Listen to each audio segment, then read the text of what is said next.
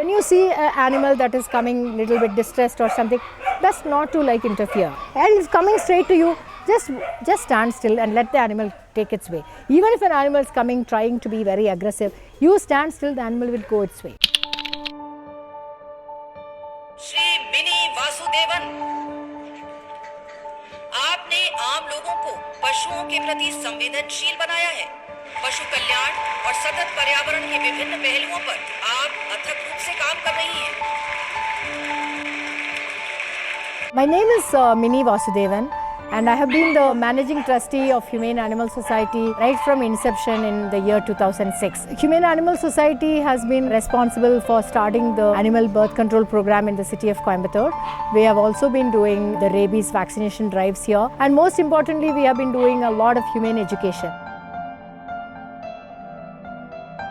My relationship with animals started from a very young age. Wherever I was, if there was anything I could do to help a voiceless creature like an animal, I have always done it. Because animals are sentient creatures. They are not something you can buy from a shop. It's not an inanimate object that is available for sale. So looking at an animal as a sentient creature and not exploiting commercially, it is something is fundamental to any animal welfare person, and we wanted to encourage more and more people to adopt from shelters and not go and buy from breeders. Shopping for animals is one of the biggest mistakes that anybody can do. Most of the breeders are unethical. Most of the breeders do it only for money. So we had to educate a lot of public to not to go to breeders and come and adopt, and even if they wanted like a purebred animal, come to a shelter and take an animal that deserves a home. When the early days when we started, it was considered as a very below status to adopt an Indian dog. What kind of breed do you have was a question everybody was asking those days, which I am proud to say today it has stopped almost. Very few people ask what breed do you have. They come here because they know they get Indian dogs. And people have understood the value of Indian dogs. More than 5,000 adoptions we have done until date.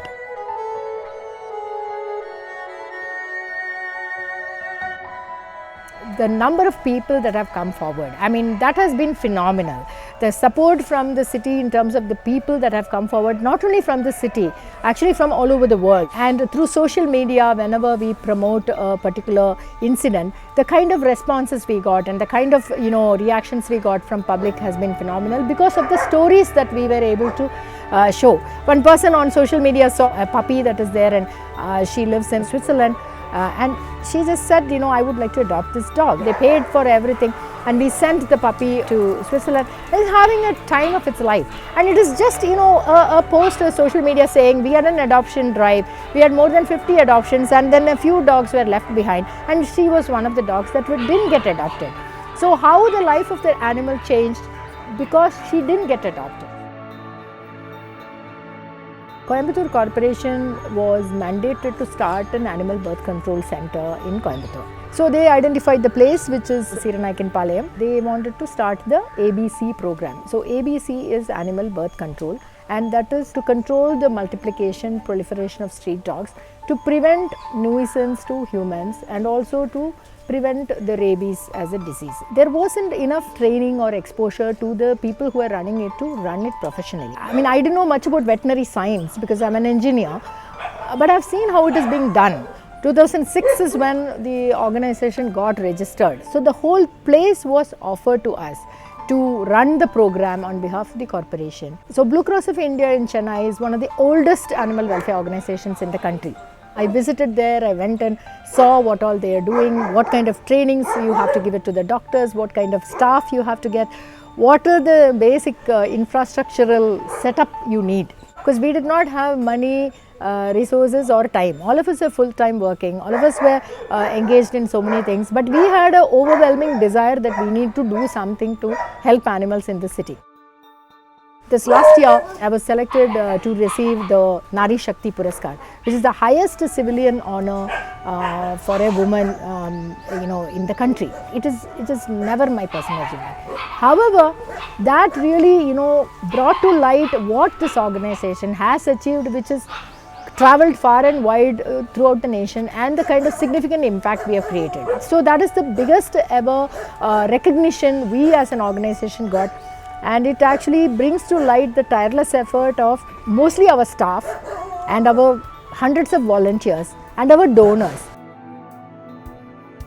The most important work of the organization happens in the shelter.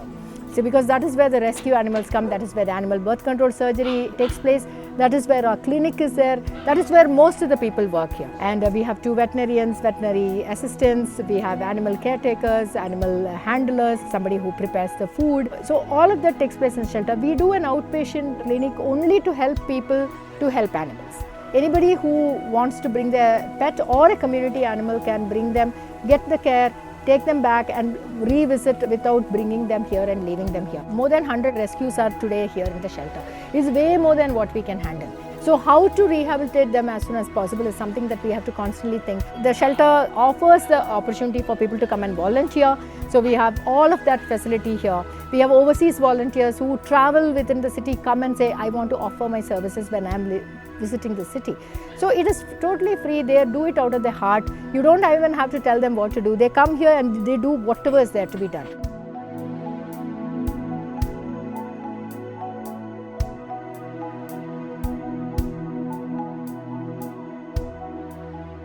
And the sanctuary is a place where if we cannot find a home for an animal, where would this animal go? It shouldn't live in the life, all its life in the shelter, because a lot of sick animals come and go here. So we have the sanctuary, our trustees bought the land and we given it to the trust for life.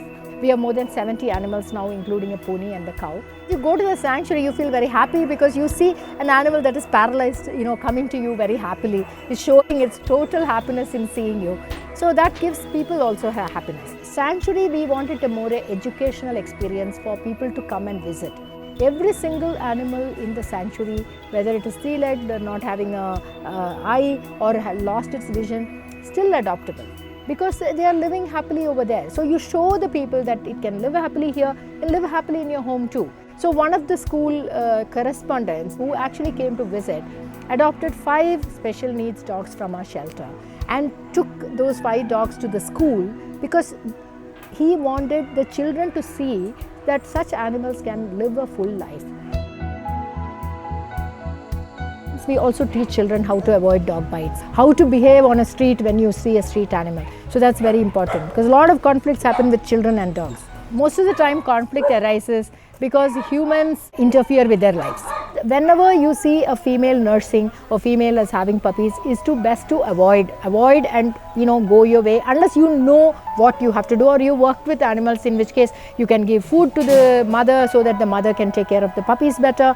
You can find homes for the puppies, you can get the mother spayed later. So many community people work on that level. Ignore street animals, just walk as if you don't even see them. And it is animals' place too. So we have to recognize that it's not only our place. The street belongs to animals, street belongs to us. So as long as that understanding is there, we let them be, it is okay. And if a dog comes to you in a kind of dangerous way, stand still. It's difficult to practice, but we have told children to stand. We have shown examples of children. Put your hand on your shoulders, stand still. When as children you are told, it sticks to their mind. Adults, they practice it. When you see an animal that is coming little bit distressed or something, best not to interfere. And it's coming straight to you, just stand still and let the animal take its way. Even if an animal is coming trying to be very aggressive, you stand still, the animal will go its way. There has been a young group that has formed recently in Coimbatore called the Possum People Project. All youngsters under 30. And they have been inspired seeing the work we do, and they wanted to start a shelter.